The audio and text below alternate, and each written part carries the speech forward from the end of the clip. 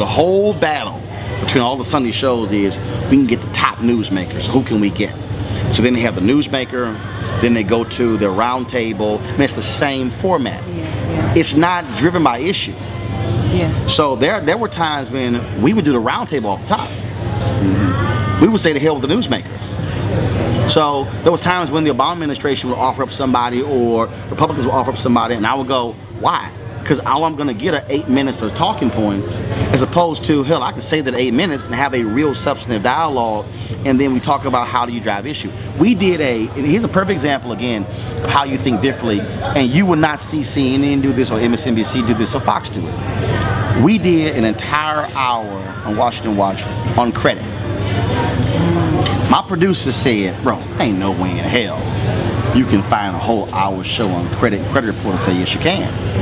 Because the way we did it was we talked about not just, well, here's your credit report, but it was all the other pieces that go along with it in terms of, who the hell are these credit agencies? I mean, how can you have a score that's 590 over here, 670 over here, and they take the lower one?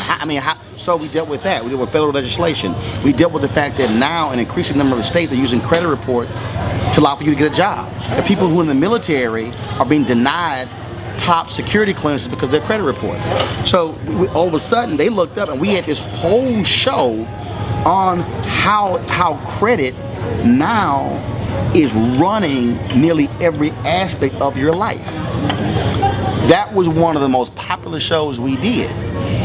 The average person would go, man, we ain't doing a show on credit. But here's the deal. That's a topic that affects everybody regardless of demographic, age, income, gender, race. But it's looking at it in a whole different way. It's the same thing when if you talk about housing, if you talk about, for instance, I made the point in the room when you talk about black women and the economy. So here you have this whole discussion about middle class jobs and the economy and job creation. The numbers are clear. Black women are launching businesses at a faster rate than any other group in America. How often do you see black small business owners on television talking about job creation? Again, so that's how you sort of drill down on certain stories that are different than what you're seeing. It's having a different level of conversation, because I don't want to just, and also you can have a whole discussion where you're talking about the problem. I'm not having that conversation. It's so what are the solutions? What are the short-term, medium-range, and long-term solutions for you to actually fix the issue? The piece that's important to me, and I've always done, and that's important with this show, is what's happening, what's the follow-up? So that's why, how many times y'all been invited to one of these big old gatherings, and so ministers will announce some deal and they call you all out and you go to it, it's a big old press conference, and then 6 months later, a year later, you go, man, I wonder what the hell happened. Well, see, here's what I do. I don't go to the news conference. I tell them, holler at me for the 6-month update, and I'll show up to that.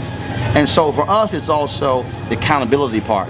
If you have somebody on who announces an initiative, we then say, you're gonna come back on the show in 90 days. To give us a status report. And when you come back, you better have something good to say. Typically, most shows today, they don't have the accountability. They don't want to look back at a story. It's sort of just what's the next thing.